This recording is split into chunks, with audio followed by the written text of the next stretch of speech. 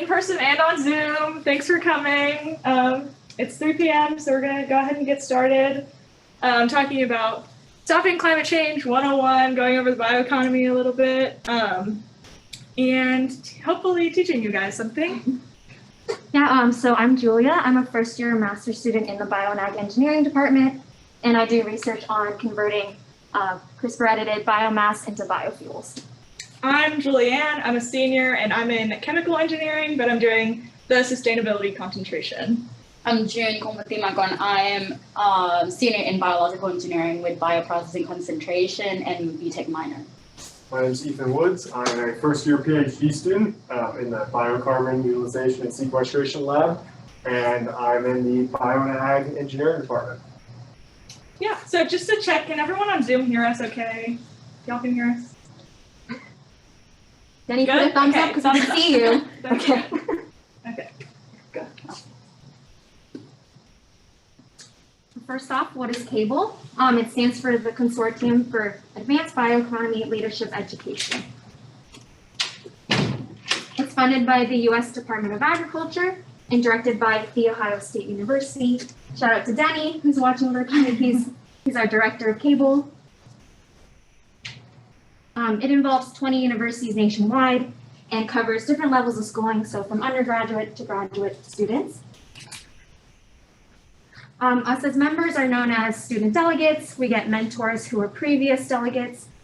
We attend webinars about once a month where we develop our leadership skills and learn how to network, as well as we also have guest speakers. And then back in October, we attended a conference in San Francisco where we got to interact with leaders in the bioeconomy.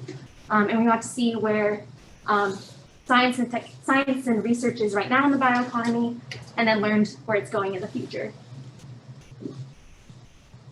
And so the purpose of CABLE is to prepare university students for leadership roles in the bioeconomy.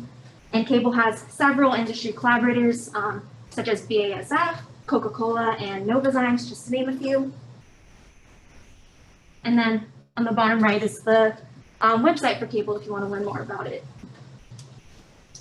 So before we go into what is the bioeconomy, we wanted to know what you already know about it. So here's some of your answers from the Google form. And so based on these answers, we hope that you walk away knowing more about the bioeconomy than when you came. And we're excited to teach you a little bit, and as you guys are excited to learn. All right, so what is the bioeconomy? Bioeconomy is an economy based on the production, sale, use, and reuse of biological-based goods. And so what exactly does that entail? That entails responsibly utilizing renewable resources. These resources, it's primarily focused on biomass, which some examples include trees, corn, sugarcane. Other renewable resources include energy sources such as solar and wind power, or hydropower as well. It requires life cycle thinking. So instead of creating a product that we recognize will make a lot of money and then thinking about the effects later on, it's right from the beginning. You think about the long-term effects of anything that you're doing or creating. And so when you're beginning to form a product, you're thinking of a product, you're also thinking about how is this going to impact the surrounding area? How's it going to impact environments downstream? How is this going to impact the air quality around the area of the production? And so having that life cycle thinking is critical, which is something that's kind of been missing from our economy for quite some time. And then also every waste product should serve a purpose. So instead of accumulating massive amounts of waste that we have to, a whole sector of society has to decide how to deal with, or for us to ship to another country, those are going to be resources. And so you can utilize municipal solid waste, you can utilize wastewater, for energy production purposes, or you could eventually make soil amendment out of industrial waste. These are all ways that we can turn this waste into actually a resource. And so this is an example of a fossil fuel-based economy product.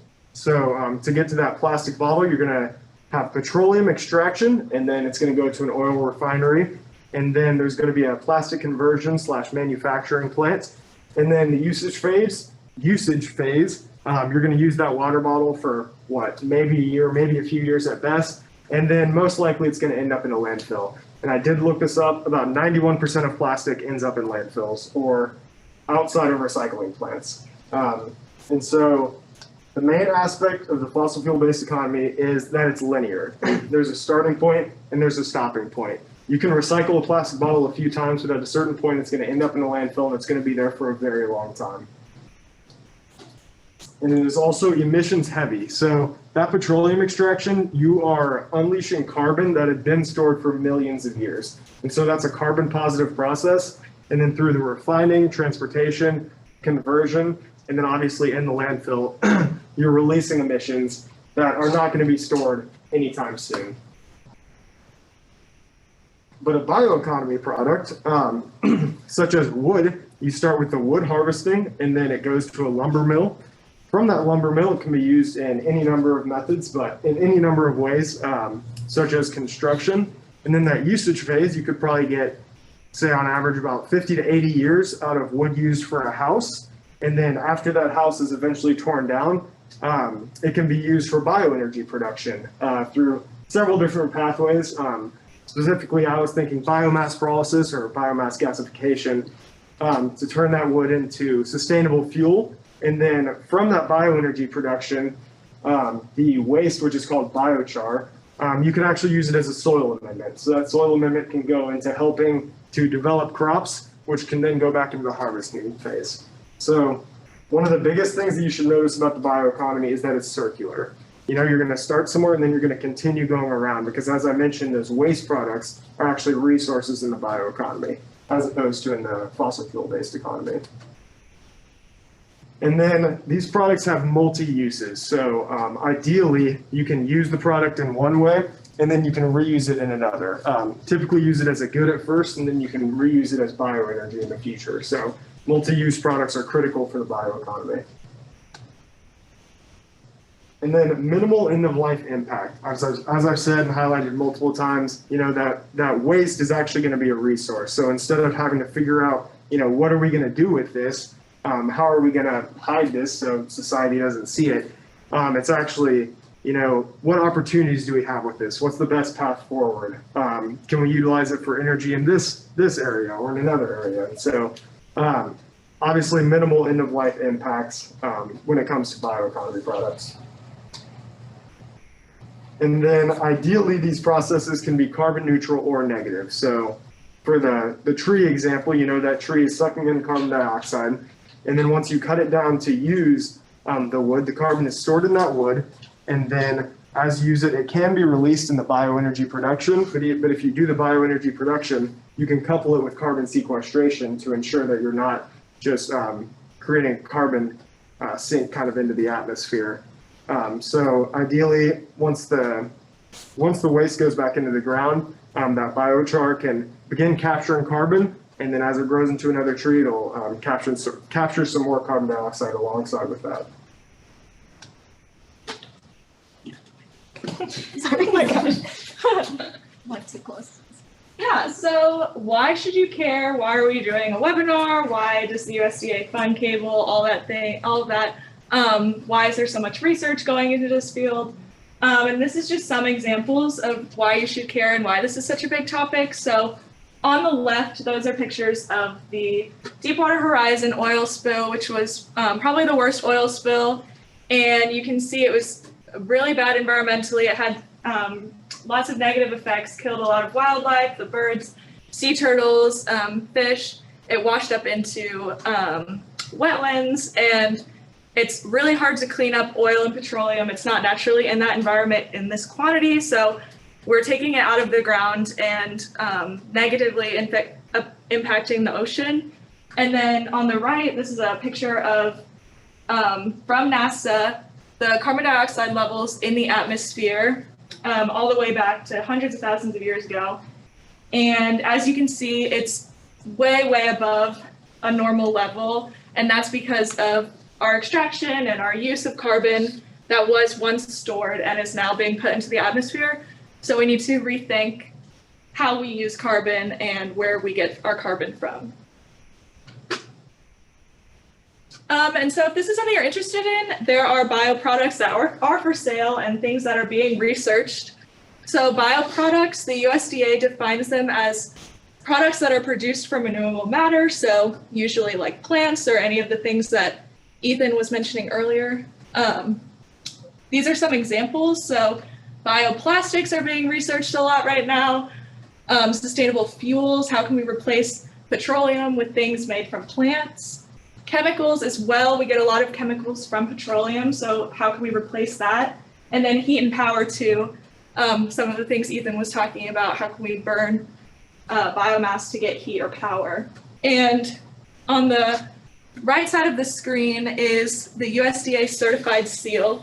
And that's kind of how you know that a product you're buying is bio-based and is supporting this bioeconomy. And you can see from the tide, they'll put it right on the label so you can see, so you know the product you're buying is bio-based.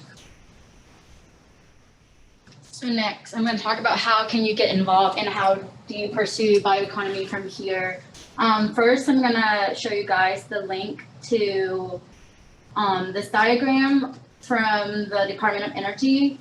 So this diagram if this will load, it might take a second. So on the x-axis would show the engineering and manufacturing, agriculture life, and physical science, infrastructure, operation, management, and business, education, communication, and outreach. And then on the y-axis, it will show you from the entry level, mid-level, and advanced. So if you click on one of those, it will show you the name of what in different categories. So my advice would be pick 3 from each of them and see which one fit you the most. Especially if you're about to be applying for jobs, graduating, you might like the idea of how it sounds when you're applying, but you actually don't know what they actually do. So that would be one exercise that we can do. Second, I would like you guys to go follow us on LinkedIn, Cable on LinkedIn, since I'm going to be involved. Since I'm going to be involved with recruiting people and making like interview with them and post on LinkedIn monthly. Me and Danielle, which is the other cohort from last year, will be working on it. We will be getting people from like Exxon Mobil or something like that, and then I will sit down and ask them specific different questions, and then we'll post it on LinkedIn. So that would be how you guys can follow us on that. And lastly, we have 2 guest speakers today, Dr. Cheng and Dr. Kolar, which they will be talking about their research and how you guys can get involved in bioeconomy. So who would want to come first? You go first, because I have very specific, you have a general part. Stop sharing and share again.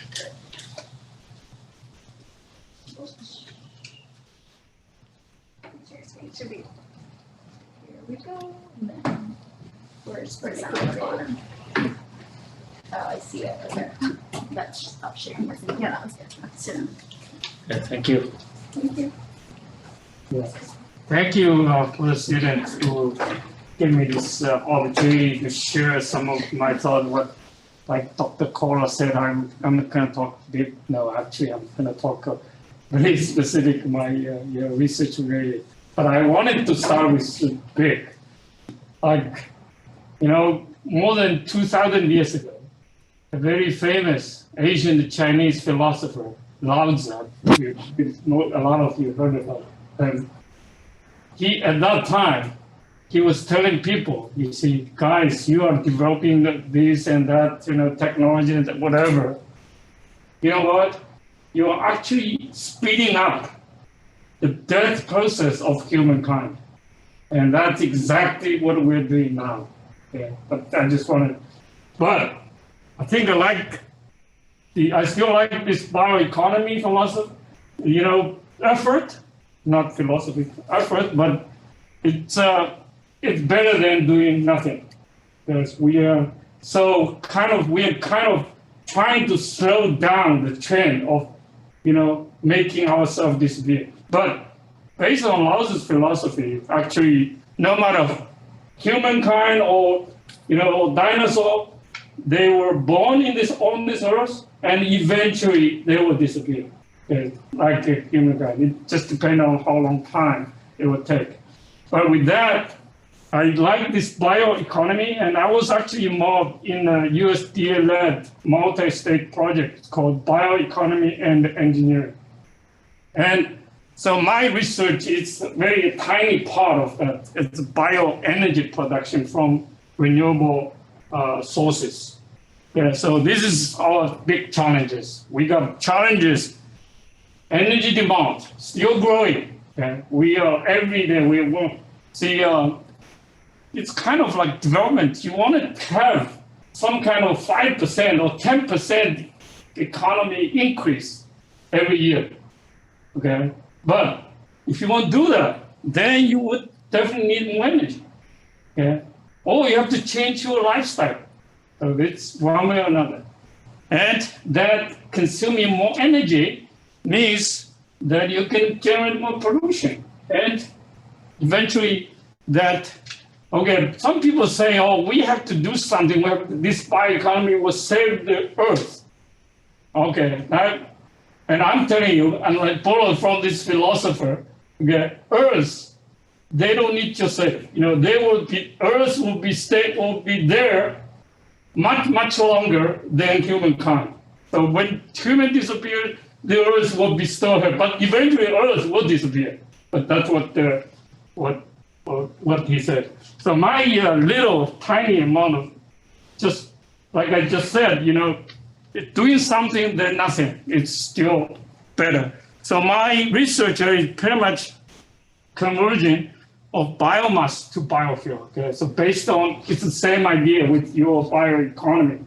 Yeah, so then also I'm gonna try to convert agricultural waste for renewable, you know, you're treating the waste, but at the same time you can produce bioenergy to make use. And my partners here, Dr. Ryan Saddle, we are actually developing an energy crop. This is, and there's a aquatic plant called Lemnasia, okay? And it's commonly called duckweed, but Dr. Sager doesn't like the duckweed, it's not weed, okay? Eventually it will be a crop. So, okay, so I'm not using the duckweed, but okay, so these are just kidding.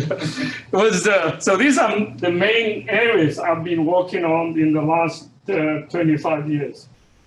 So, and just give you an example. So this is the system I've been, you know, developing. So we got this converting animal manure and waste and agricultural residues, both now considered waste. But they are organic waste. You can go through anaerobic digestion and produce methane. And that methane can be utilized as energy. And what's left over after the digestion, the solid and liquid part can be used as organic fertilizer to grow crops. And actually, we did in our laboratory. We also have a demonstration at Lake Wheeler Field Laboratory. And I also, like more than 10 years ago, I have a demonstration on the commercial farm now. And so actually, you know, to tell the side story about that is that actually the farmer I have been working with, he initially started as a hog farmer. And then once I helped him to, you know, develop this kind of system, he made much more money than the greenhouse, and now he got rid of the hog business and started to do the greenhouse, vegetable production. I said, well, but we need the animal. You need to grow some animal, you know, to start with. So this is one of the projects. Another project, I have another collaborator here, like Dr. Joe Sagres. So we're trying to convert different kind of organic waste. In this, I have to admit that, in utilization of organic waste for bioeconomy, in our case, for bioenergy production, we are way behind from the Europeans.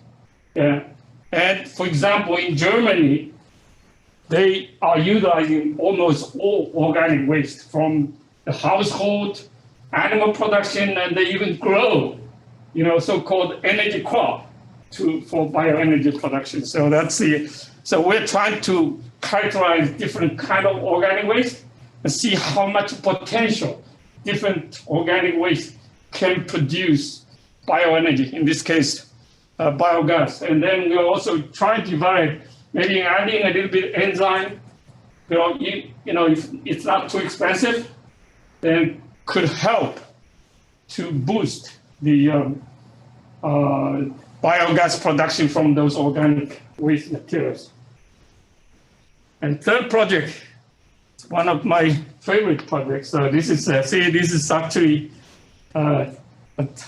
it's again duckweed, okay, Lemnasia, okay, Lemnasia. We got actually they grow crazy, okay, they grow very fast. The reason we select this aquatic plant is that they grow. Wait, do I have the numbers? Yeah, they grow very fast. Yeah. So and after they grow, and if you compare the Lemnasia, the growth of Lemnasias, they can overgrow corn by 5 to 6 times biomass per year per acre. Yeah. Of course, this is in water, but so I don't want people telling me that you can bring apple with orange, but this need water. Yeah. But in many Asian countries, like growing rice is very similar, so you have to use water too. So, but I don't know what was the origin of duckweed. So that's something like a question that you guys can think about it. But anyway, we can convert. Actually, in my previous research, we grown the duckweed on wastewater, and then harvest them, dewater, and go into drying and go fermentation. We can produce either fuel ethanol or animal feed, or both. So that's the process. We can also can and then, like I just said, the biomass production, dry biomass, I'm talking about dry mass, can be 5 to 10 times of corn production, so much more efficient for the land use. And I mean, you can also grow either high carbohydrates or high protein of this aquatic plant. So that's and we're also now working on the Dr. Sada and myself, we're also working on grow this, and then we can convert it into biogas, another fuel. So and then compare which one is more efficient, converting to biogas or bioethanol. So that's it. With that, thank you again, and I'll be happy to answer questions. How do you get Dr. Kolar and then we'll, okay. Just do all the questions at the end. Yes. Okay, great. Okay, thank you. Thank you, Dr. Cheng. We'll shift gears a little bit. Let's switch this. But he's doing that. Yeah, go ahead. Bioeconomy. What is bioeconomy? Somebody asked you? Say it's for future. One word answer, it's future. And we'll see why. McKinsey, it's a consulting company, and they wrote a report saying that in a few years, 64% of everything will be based on biological derived resources based economy. So that's going to be the future. Having said that, thank you for this opportunity. My name is Praveen Kolar. I'm here since 2008. It's been a fantastic ride. And what I will do today is to talk about 3 or 4 different projects, so you see how we exactly in that bioeconomy, in that whole perspective. All right. So my research is predominantly focused on converting all different types of waste into chemicals, fuels, and other high-value compounds. If you look at these wastes, they look very diverse, but there is one common thread that runs, that is its chemistry. Chemistry is fantastic, and that's what we are doing. we're trying to use the chemistry to advantage and convert them, tweak the chemistry and convert them into something very useful, very valuable. Okay, that is the theme of my presentation. And I can't do it myself alone because of different skill sets needed. So I work with many colleagues in the department, on campus, off campus, and I thank them for their contribution to my program. Dr. Cheng is here, Dr. Segal was here, he just left. So they all help me in my program, build my program. Thank you very much. And you will see in a bit, some of the projects where they combine biochemistry with biology, with engineering and physics and math, and see a complete picture. The first topic is to convert methane into chemicals. We talked about biogas. It's fantastic. It's a one carbon fuel. Imagine we all try to make biogas. The price will go down significantly. Is there anything else we can do with the biogas, the methane that we produce, is the question, okay? So now we are blessed to have a very healthy poultry industry in North Carolina. And part of that is their waste problem, which is eggs. We have a prospering egg industry, and we have plenty of eggshells that need value addition. And that is where we married eggshells waste with methane to produce something of high value. Okay, and then based on our previous research, we have seen that to crack methane down, it's a very strong molecule, CH4, very strong binding energy. To crack it down, it needs a catalyst with some alkalinity associated with that. And the eggshells, by virtue of their chemistry, are rich in calcium carbonate. We took calcium carbonate, made into calcium hydroxide, and then put in a tubular reactor, and we passed methane with oxygen and heated the reactor, and then we have an array of different compounds. Methane is great. This is an additional avenue for the farmer, and if you want to add value to methane, you could try this approach. Yes, we see that the yields are still low, but still work in progress. So we are borrowing from Mother Nature. In Mother Nature, there are certain bugs that can perform this chemical reaction at room temperature. And then those species of bacteria, they use copper and iron. So we are taking eggshells and then adding copper to it, and then using that to increase the yields of these products. So we have methane. We can also make all these products. Benzene, toluene, these are industrial chemicals that are very expensive. And also, larger the carbon molecule, more energy it can carry with it. So that's one advantage of this process. Moving along with that, we also focused on converting lignin into chemicals. Now, there's a lot of interest in biomass-based bioethanol. So biomass, ethanol, a lot of steps in there. And then typically in the industry, we extract the starches, hemicellulose, cellulose, and then we hydrolyze them into sugars, and then sugar to ethanol, and so on and so forth. In the process, lignin is not quite consumed. It's very complicated from a chemistry point of view. That's why they ignore it. And then that's normally burned off as a fuel. But the same chemistry that they don't like, we love it because it's very complicated. And then it can be, if you can tweak it correctly, we can make multiple compounds from lignin. So that's what we did. We took lignin and we used a very gentle oxidation catalyst and then let the reaction continue. As you can see, we were able to make vanillin and syringaldehyd. So vanillin is a food flavoring compound that you will find applications in cakes and coffee, etc. And syringaldehyd is being considered as a chemical for pesticides applications. So we're trying to increase this yield. In fact, as we speak, one of our students, Autumn, is focusing on this part of the project, trying to increase the yield of vanillin through a catalyst that was synthesized from a different project. Okay? So one waste to others, this is exactly where it fits in. Right? Okay, continuing our conversation here. again, back to the biomass to ethanol processes. In that whole supply chain, biomass has to be first processed to be able to convert into ethanol. And based on some reports from USDA and DOE, that treatment process would cost about 28-30% of total cost. It's very expensive. In addition to that, the chemicals that we use are extremely harsh. It's sodium, it's sulfuric acid, sodium hydroxide, potassium hydroxide. They were great, no doubt about that.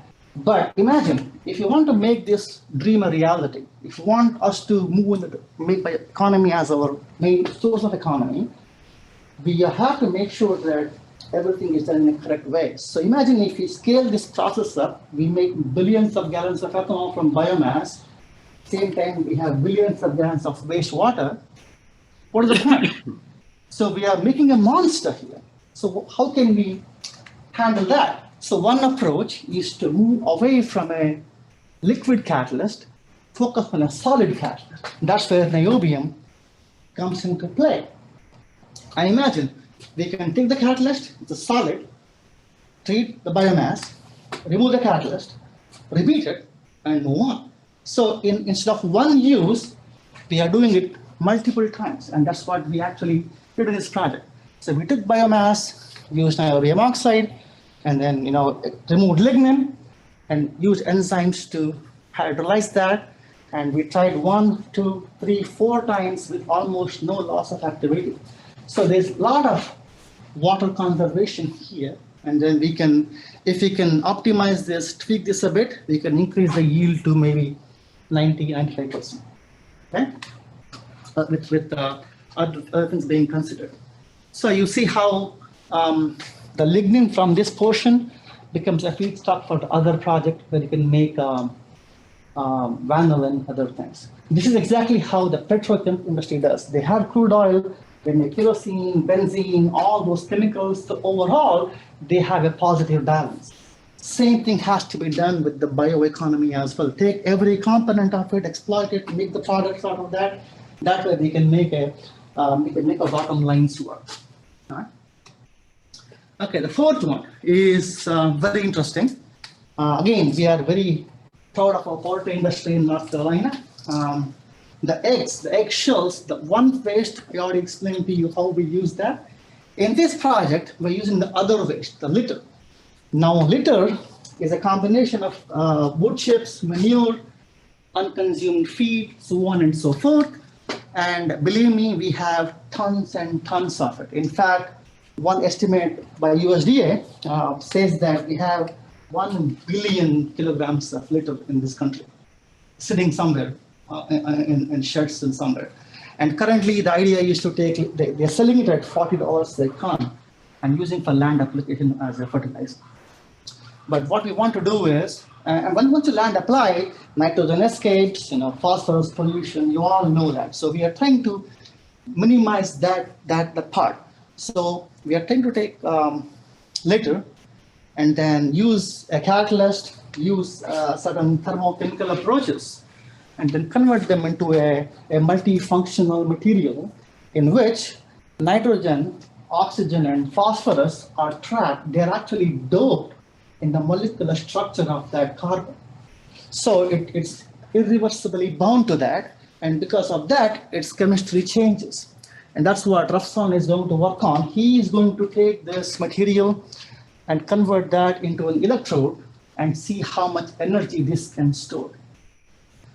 And then the other offshoot is that the same material can be used in water treatment. So we take poultry industry's waste, there is this biochar or adsorbent, use it to treat the waste from a swine lagoon. And after that, we harvest the biochar and burn it off for energy. So it's a full circle here, okay? So a lot of opportunities there. And finally, this is an undergraduate-led project by Victoria. You all know Victoria. She did a fantastic job of taking pine bark, and then she extracted sugars from this, and that goes to a different stream, chemicals and alcohol, so on and so forth. And she is taking the leftover portion And then using certain chemicals, she's preparing certain biochars that she's using to treat the wastewater. And then other applications include catalysts, and then we can eventually burn it off for energy. So you see how all of these projects, they are in that umbrella under this whole bioeconomy. And then if we continue with this, probably one day we will be in that 64% of all our products in the bioeconomy. And that's all I have. If you have any questions, I'll be happy to answer. And there are a lot of opportunities here if you want to. As you said, a lot of employment opportunities, research opportunities, so on and so forth. So I think it's a good time to be in this area of research. The best time, I believe. All right. Thanks.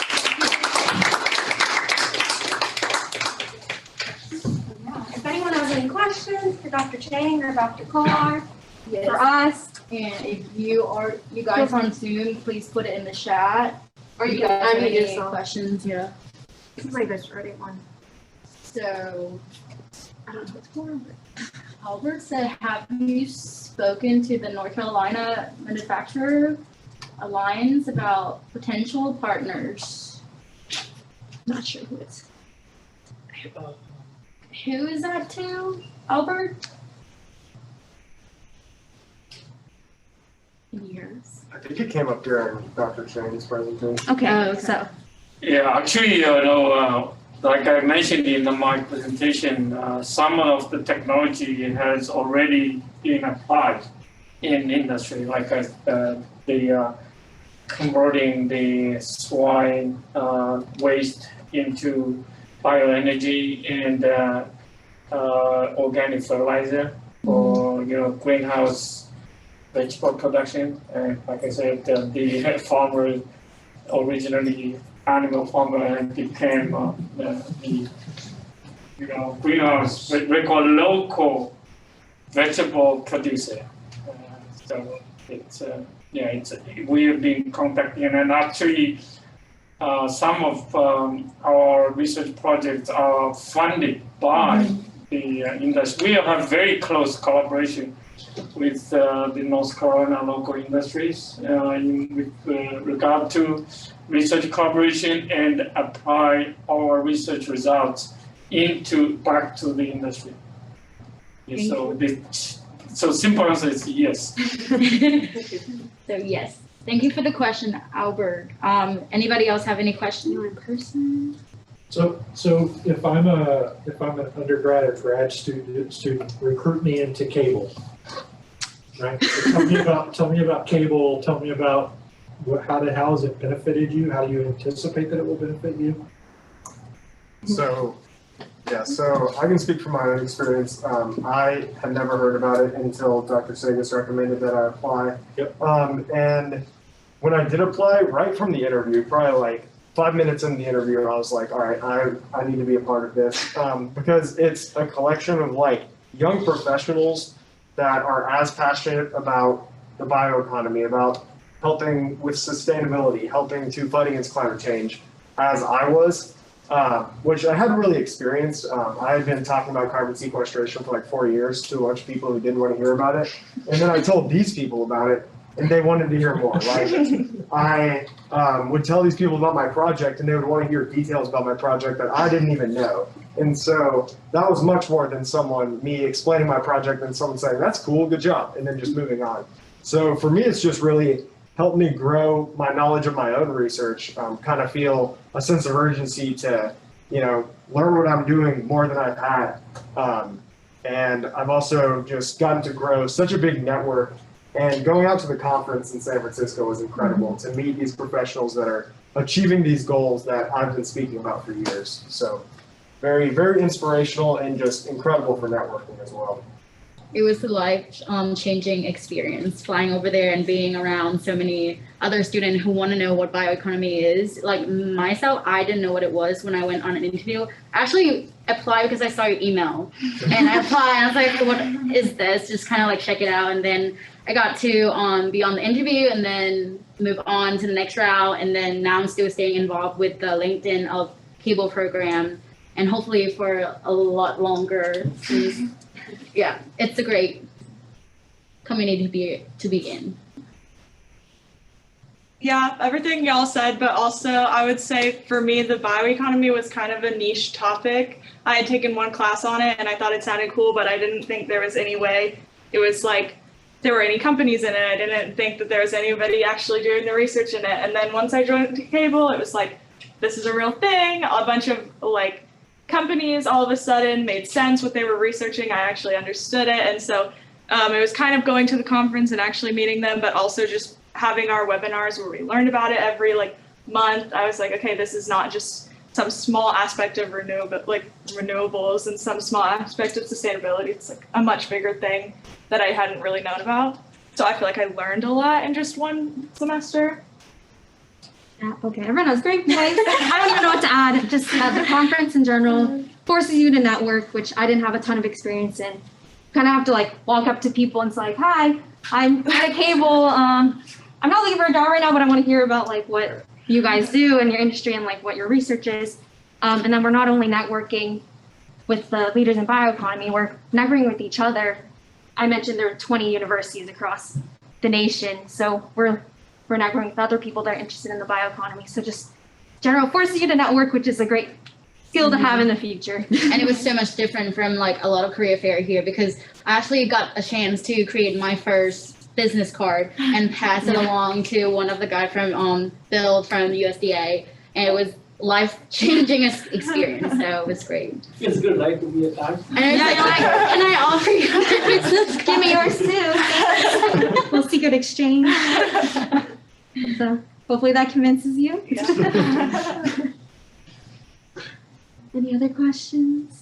I got a question. So I'm not sure if you guys know the answer to this, but I'm still trying to learn about the bioeconomy and like what opportunities are out there. So obviously the USDA is interested in funding or investing in this. Do you guys get the sense that any of the other major funding agencies are looking into this or getting, I don't know how much experience you have with you know the CAF, what's his name?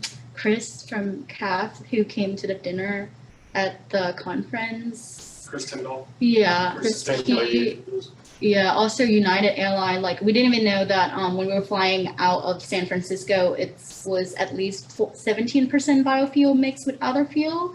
And like it's so big over there, like when we got on the plane to there's like commercial all about biofuel, bioeconomy, bioenergy on the screen. And I'm just kind of like, wow, it's either I have not been flying or they're actually really looking into it.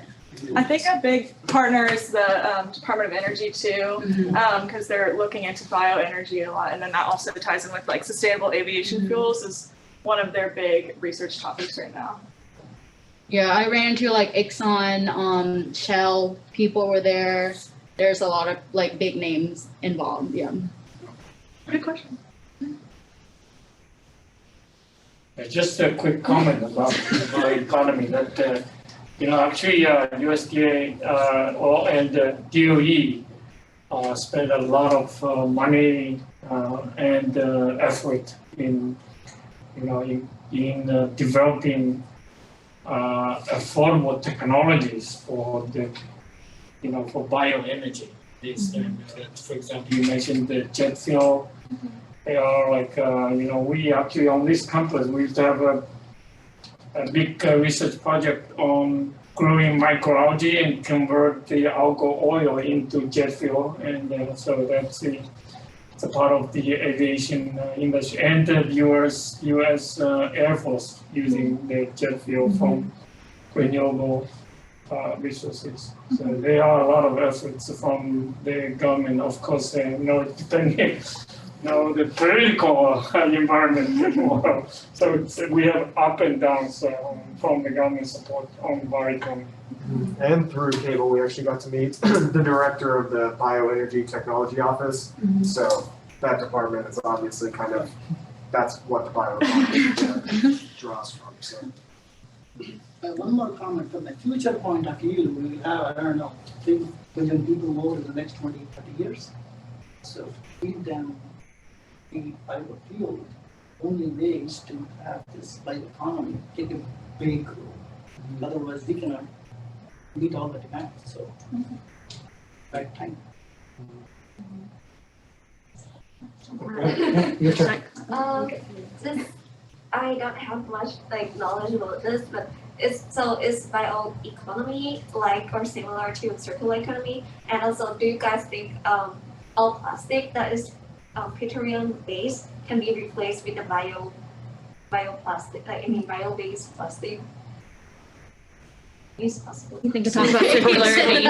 For the first question, I kind of like to think of the bioeconomy as synonymous with the circular economy, just because, as I mentioned, with that little diagram, is that the products are just being used kind of over and over again. Ideally, that would be the perfect bioeconomy, as there's no just like exits of waste.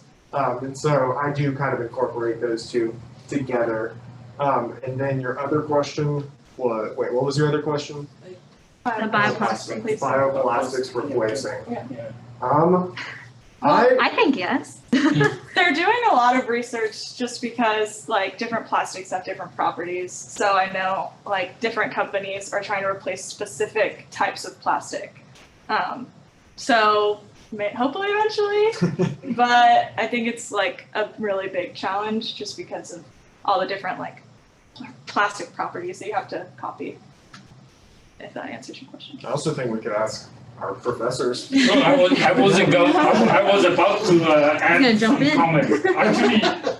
Actually, to address that question, to replace all the chemical products on the market right now, we have to make like a comprehensive effort. Well, what I mean is that, for example, can we produce enough energy with the bio-based energy to replace the current petroleum-based energy? Quantity-wise, it's very difficult, okay? But there is a wrong, guys, don't forget, we are wasting a lot of energy. If you do save energy, can you imagine like in this country, we are spending like the energy per capita, we are consuming more than 2 times of per person than a Japanese or German, which is about the same level, economic level as we are in this country, but we are spending more than twice of the per capita per person. So that's it. And then, like I mentioned in my presentation, we also need probably think about change our lifestyle. For example, I can give you an example. People call me like I consider myself a handyman. I got a table saw, and the motor is burned. So I want to replace it. I bought the machine for $150. If I'm repairing, I'm gonna buy a motor. That motor cost me $200. So if you buy a complete new unit, it costs me only $150. But just get one part, you save a lot, but it costs you more. So what's people's choice? So this is kind of like, when we recycle or reuse all the waste materials and back into our daily life, and besides we're saving energy, at least we can live the same quality of life as the German and Japanese do, and by saving 50% of our energy cost. So combined, I think we can do it, but bioenergy itself may not be able to provide enough quantity, not talking about the quantity wise. Yeah, in terms of bioplastic, I have a strong feeling the answer is yes. We will find it. There will not have a choice. That's the issue. Otherwise, keep in mind another 4 billion people. They are slowly moving towards that as a percentage of the economic side. And in the whole bioeconomy context, there are 4 R's. So one, reuse, recycle, that's where this comes into play, and then repair. Not repair. Repairing means new processes to bring more new or once we achieve that, we can probably be able to use bioplastic. Going back to the circularity concept, I think sometimes we have to be careful not to oversimplify this. I'm seeing, the SAB is leading an effort. I'm on the board of trustees, so I get to hear a lot about the effort that they're leading, and there's potentially going to be a National Academy study coming out It's going to look at circularity. But look at your circularity diagram, right? That you showed. There's a lot of other circles that embed into that. Yes. There's also a lot of linear systems that embed into that, like construction activities, right? Yes. We're still burning petroleum to get those construction activities done. So I think we have to be careful not to oversimplify and understand where there are other linear systems that are coming in and popping that bubble. Yeah. And I mean, to following on that direction, like you know, that the bioeconomy can be combined with the so-called circularity. Like, for example, in the last few years in Europe, there is a movement that like a change our lifestyle. For example, now we have a computer. Okay, we have you have a refrigerator at home. You have a lot of equipment. Now in Europe, they are like starting. It's all still in the infant stage, but they are now they lend you the machine. You don't own it. Okay, when for example your refrigerator is broken, then you return to the manufacturer and they give you a new one. So they own. You don't own it. You just rent it. So they take that. Otherwise, here, our current practice, when it's broken, you throw it away. Okay, you get a new one. But no, they take it back and they repair it and sell it as a new one. So that's kind of, I guess, the following to Prof just said, the circularity. You have to make the bioeconomy connected with the whole comprehensive effort. And I think also both of those just really highlight the importance of the life cycle thinking. When I was making that diagram, it actually took me like hours because I was like, how big can this slide be? Because there were so many things I was like, I have to exclude this, but I have to put this in. Yeah. So yeah, those are both very good points as to the vastness of, when I simplified down into a few circles. So. That's where the life cycle assessment becomes extremely important, but those become extremely complex models very fast with lots of assumptions in them. And one of the things that we're finding, at least that I see, is a lot of kids that are interested in computer science. They're coming in, I want to do computer science. Well, they really want to do computer science applied to something like this to help us make advances at the same time. So one of the efforts that we're really going to have to think about is how we better sell and recruit kids and young adults into these types of problems using computer science approaches. So we have another question from Danielle. She said, question for guest speakers. The research you do is very interesting. What do you think you need to do to make these technologies commercially available in large scale? Yes. Once the science is strong, can I come? Can they see me? They can actually see you better if you stay here. Rushing through the whole time. Just stop right there. The answer is, once science is solid, and believe me, if everything works, there are people who can take this technology and then make it economically viable. For example, when I was in India many years back, I bought a brand new computer with a 64 MB hard drive. 64 MB is so small. Back in the day, it was huge. People came to see my computer. You are a cool machine. But now we have 64 GB flash drive in my pocket. So the idea is, once science is strong, people can make it cheaper and cheaper. So we focus on science at this time to make sure everything is working correctly. Once it is there, we give it to the industry and they will optimize it. They will run the experiments again and make sure everything works correctly as we claim. And then they will make it readily available at a very economic cost. Yeah, I can address my research, like I mentioned earlier, that some of our research result has been already applied in the industry. Like, for example, the conversion of animal waste into bioenergy and organic fertilizer. And now, my partner, Dr. Sada and I were working very hard on this duckweed, rhamnaceae. And because this is a big challenge, because this, although it's a fantastic crop, we consider it a crop, so it's a fantastic plant. but it's still called, this is, right now, it's called wheat, okay? It's a wheat, it's not a crop.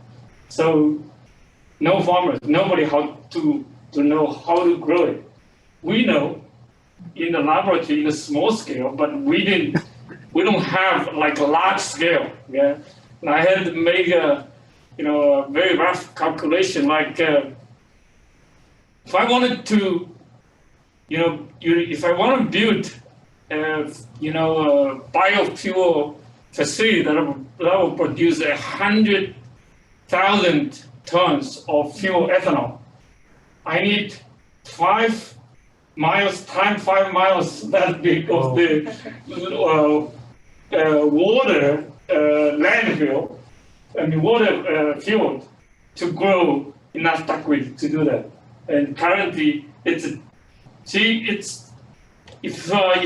you don't make profit, then farmers want to grow it. But now the industry says, well, if you don't give us enough biomass, we will not be able to build a place. It's like an egg and chicken problem. So first thing, we have set our goal. So in a few years, hopefully we can domesticate this, make it from wheat to crop. And that's just the fuel production, right? So carbon market prices go up.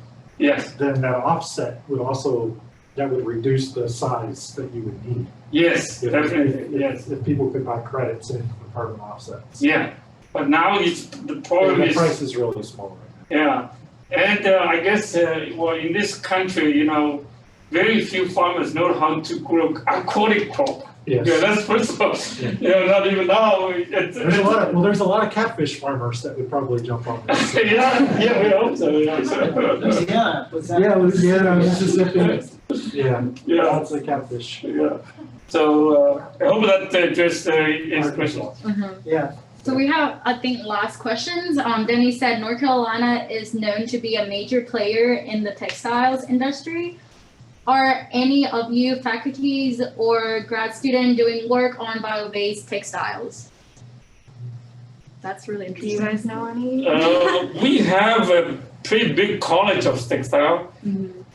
I know some folks in that college, they're doing, things like that, but I don't think in this department we have anybody. Mahmoud Sharara, Dr. Sharara was doing a little bit of stuff with the textiles group, looking at potentially using textiles to remove contaminants from waste streams and things like that. But interesting.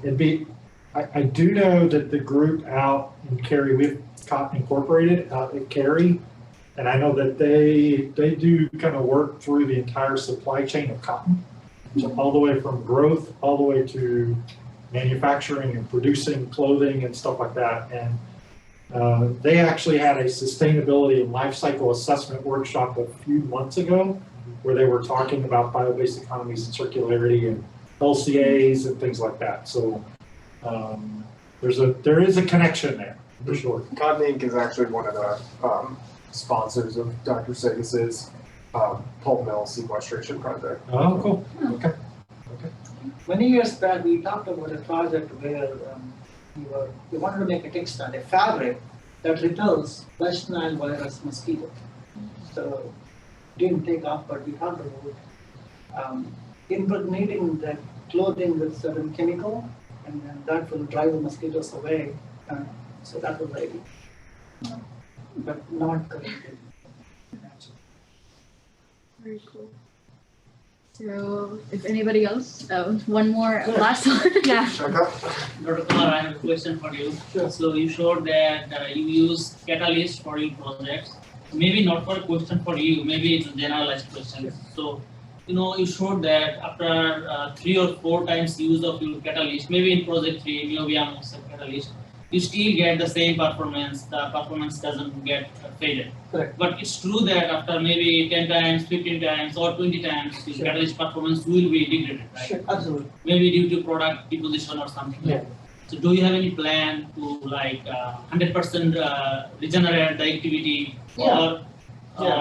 or you know that as a biological and agricultural engineer, you always try to use the agricultural and waste product. You don't want to throw this catalyst into the environment. So what is your plan So, the good question actually. If it is a chemical-based catalyst, I can feed the catalyst and drive off the deposited molecule of the chemical. What if I can understand the entire reaction and then build a catalyst from scratch using a biological material like carbon? So as you said, I run for 10 cycles and eventually it will be spent, and that I can burn out as fuel in the furnace and make energy. So it's like take a waste, take a catalyst, use it as much as we can, and then you burn it off. And if you want to regenerate, you can do that, but it's easier to burn it off and get energy, like combustion.